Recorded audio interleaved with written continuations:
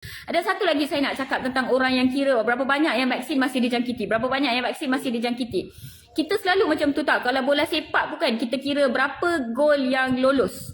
3-0, 4-0 kita kira. Oh, teruk lah goalkeeper tu. 4-0 tau dia orang kalah. Dia kira 4 gol yang lolos. Tetapi berapakah gol, berapakah attack yang goalkeeper tu tahan, yang dia defend dan tak lolos, kita tak pernah kira. Jarang lah kan sebenarnya kalau tengok game analysis tu ada. Tetapi kita tak ambil berat, kita tak ambil pot sangat. Yang sama juga contohnya markah-markah dalam peperiksaan ya. Kalau 99% tu kita nampaklah oh dia kurang 1. Kalau dapat 90 kalau dulu-dulu saya dapat max 90. Ayah abah akan tanya kenapa 90 mana baki 10 tu. Jadi kita selalu fokus on berapa yang tak lengkap itu. Tetapi cuba you all fikir bila kita duk kira berapa ramai yang telah divaksin masih dijangkiti, pernah tak kita kira berapa ramai yang telah divaksin terdedah kepada jangkitan dan masih terlindung? Saya sendiri selepas divaksin begitu banyak kali saya terdedah kepada COVID-19, pesakit COVID-19 tanpa protection, tanpa mask. Terbaru sebulan yang lepas bila ada tetamu datang ke rumah saya baiklah saya pakai mask, tapi ada satu ketika itu saya buka, husband not mask all the time. Ada tetamu yang datang 2 hari kemudian disahkan COVID positif, tapi diberi rezeki kesihatan, saya dan keluarga semua tested negatif. Faham tak? Jadi ramai yang sebenarnya saya pernah terdedah kepada seorang rakan yang COVID positif dengan city value 10. Dan saya terdedah kepada dia tanpa mask dalam lebih kurang 2-3 jam saya bersama dengan dia. Dan kemudiannya dia disahkan COVID positif dan dia bergejala last day tu. Tapi saya masih tested negatif, maksudnya vaccine works. Jadi berapa kali cuba orang, kalau ada orang kat sini you all dah vaksin, you all terdedah kepada COVID dan you all masih negatif. Cuba you all share dalam ruangan komen. Kita tu asyik kira yang dekat COVID now tu kan berapa ramai yang dah divaksin masih COVID. Yeah, I know it's a good count. It's a good count ya, tapi digunakan oleh anti vaksin untuk agenda mereka ya. Tetapi kita tak kira berapa ramai yang telah divaksin dan we are protected. You know, bila kita our guards are down, mask down, kita tak sanitize, kita sembang sebab dia kawan ya, dia tak ada gejala ya, 2 hari kemudian dia disahkan positif dan kita still tested negatif. So walaupun kawan kita yang dah vaksin tu tested positif, kita yang dah vaccinated ni negatif sebab vaksin juga mengurangkan kadar jangkitan, kadar dia merebak. Alright, so itu yang saya nak cuba sampaikan ya. Dalam dunia yang kita hanya mencari kesilapan, hanya mencari di mana yang kosong, di mana yang lolos, di mana yang salah, kita juga kena fikir benda yang kita tak terfikir, out of the box. Berapa banyak sebenarnya it's protection, it's protecting.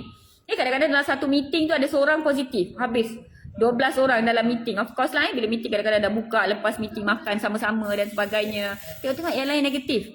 Thank God. Kalau orang Islam dia kata Alhamdulillah, thank God. Sebab apa? Sebab kita dah berusaha.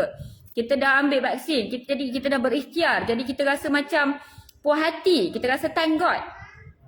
Alright. Ya, saya tahu ya ramai yang sakit hati dengan golongan anti vaksin, especially dengan kehadiran varian Omicron ya, dengan cerita-cerita poster daripada filem Omicron tu macam tak pernah belajar language Greek dia orang ni, macam tak pernah kenal alif bata, macam tak pernah kenal ABCD.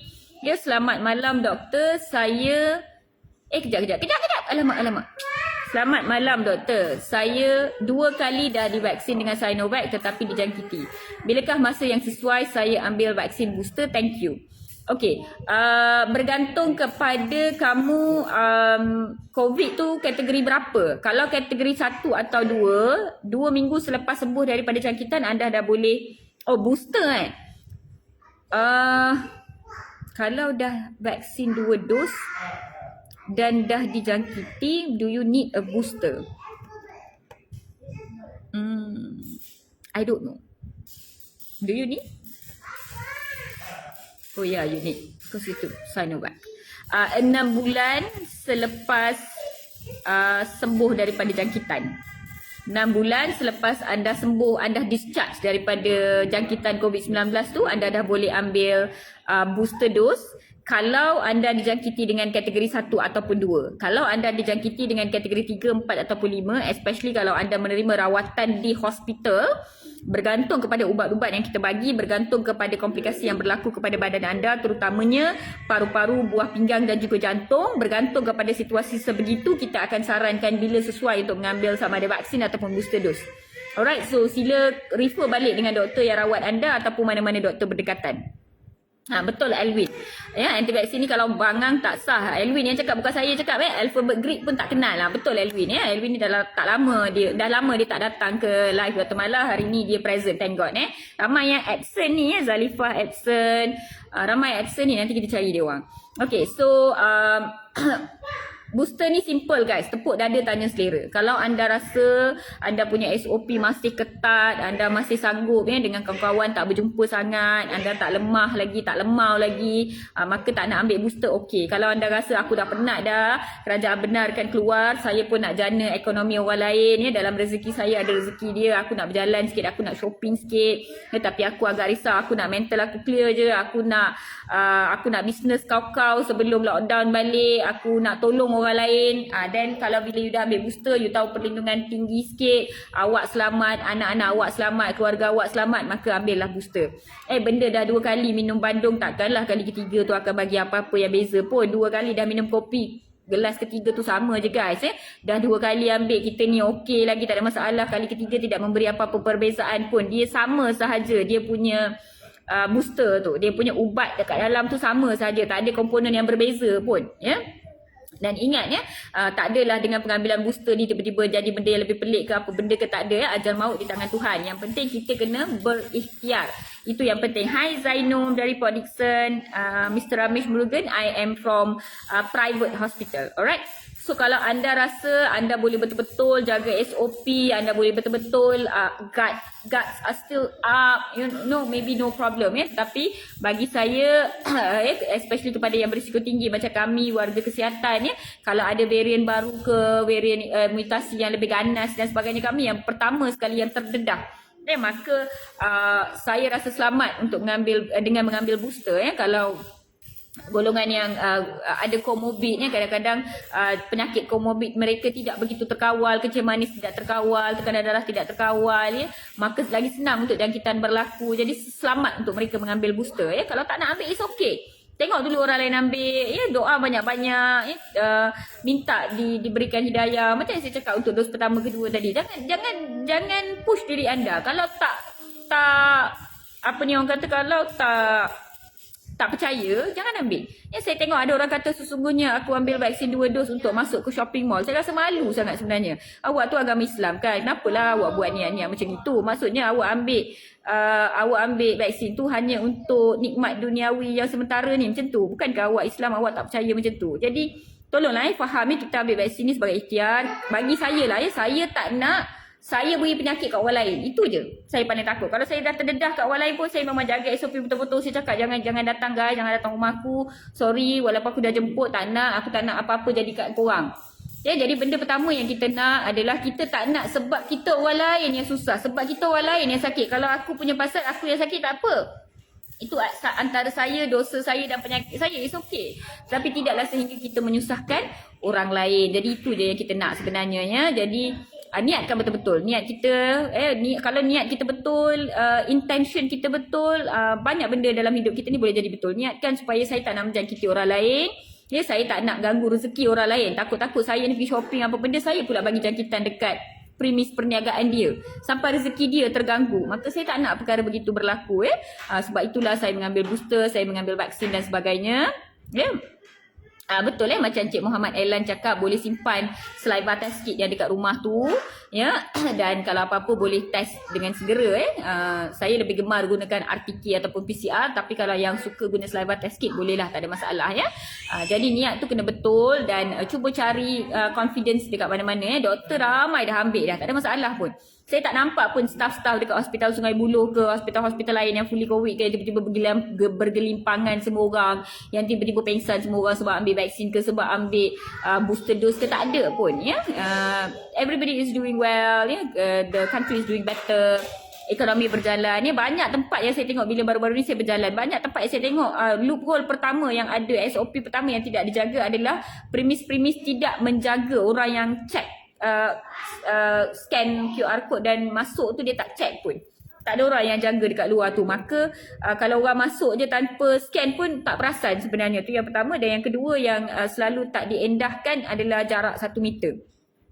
Especially di kebanyakan restoran ya. Jadi saya minta tolong kepada you all semua di luar sana, kalau anda nampak ada apa-apa premis yang tak patuh SOP, tak perlulah viralkan mereka, sebab tu rezeki mereka juga. Sebenarnya kadang-kadang kita pun ada benda yang tak lengkap yang kita buat dalam kerja kita. Kita komplain dalam saluran yang betul lah. Macam saya komplain pada saluran yang betul. Saya ambil gambar, saya ambil ni, saya ambil detail pukul berapa dan sebagainya, dan saya komplain kepada dia punya channel ya. Dia contohnya kalau restoran ABC, dia ada website dia dan sebagainya, kita komplain kepada channel dia supaya dia boleh buat penambahbaikan. Kita komplain untuk dia buat penambahbaikan, bukannya untuk kita malukan dia ataupun kita nak tunjuk yang kita ni bagus sangat sebagainya, tidak. Supaya rakyat Malaysia lain, kawan kita yang lain terlindung, orang kata ya. Hai Kak Rafidah Yaakob. Hai Hanihan. Thank you so much. Sebenarnya saya lapar, saya belum dinner lagi, dan saya nak settlekan sedikit masakan sebab besok saya kerja tapi family duduk rumah. So saya nak settlekan masakan sikit supaya diorang boleh masak esok. So saya nak stop dekat sini sebenarnya. Saya tahu ada banyak lagi soalan. Saya cuma nak cakap hanya kerana variant Omicron ini tak sama rupa bentuk dengan mak dia, tidak menjadikan dia apa ni orang kata, stadium apa cerita doktor? Stadium apa Stadium apa tu? Tak pasti. Siapa tu tanya? Azwan. Apa stadium apa tu? Sorry. Okay, hanya kerana variant Omicron itu tak sebiji sejibam dengan mak dia, tak semestinya dia adalah buatan manusia. Ya? Tuhan memang menganugerahkan kebolehan reproduction kepada semua benda hidup dalam dunia ini, yang mana bila ada proses pembiakan berlaku, generasi akan datang memang akan ada sedikit sebanyak perbezaan daripada generasi sebelum ya. Dalam manusia, haiwan, tumbuh-tumbuhan, bunga, buah, semua pun kita nampak boleh ada beza. Tak, dia bukan macam printer, bukan macam photostat copy yang kena sama sahaja ya. Setiap kali pembiakan, penggandaan itu berlaku, boleh ada genetical copy error kita panggilnya. Kalau nak faham, dia boleh pergi baca tentang mutasi ya, mutation dan sebagainya. Boleh tengok video dekat YouTube untuk anda faham dengan lebih lanjut. Sebab bila kita tengok dengan video, dia lagi faham sebenarnya. Ya. Ada makhluk tu dia cakap takut vaksin tapi alah dah lari dah. Alah. Ni sambil hidup dia menghembus asap rokok yang dihisap tu vitamin agaknya ya. Betul ya. Ramai yang hari tu saya ada jumpa seorang brother ni pun, tiba-tiba dia bagi tahu saya, awak dah terbalai, saya benci awak. Sebenarnya terkejut saya tapi memang sambil menghirup rokok lah sebenarnya sebab dia kata dia benci saya sebab dia terpaksa vaksin sebab saya. Mungkin dari ingat saya ni Menteri Kesihatan, sebenarnya kesian dia, tapi tak apalah kita biarkan dia.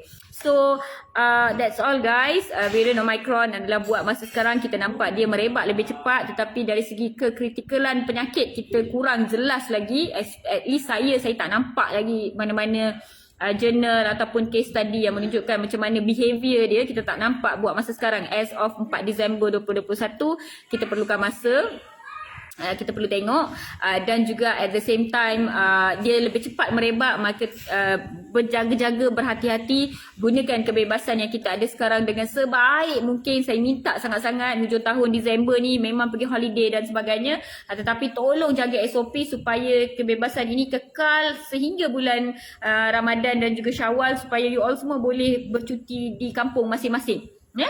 Dan kepada yang pulang daripada luar negara, tolonglah patuh kepada kuarantin dan sebagainya, sebab kita tak naklah sampai kita manjakan pengembara yang masuk ke dalam negara, dia dia culas SOP sehingga menyebabkan outbreak yang teruk di dalam negara dan dia merampas kebebasan kita kembali ya. Pengembara, korang lepak dulu, kita orang dalam negara ni nak bebas dahulu. Alright.